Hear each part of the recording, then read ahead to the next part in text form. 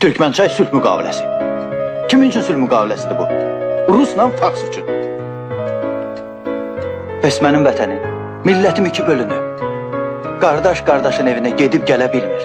Ana orada qalıb, bala burada. Ər orada qalıb, arvad burada. Bu sülh müqaviləsi oldu. Yekəbaşlar bir-biri ilə cəng eləyəcək. Ortada kasıbın beli qırılacaq.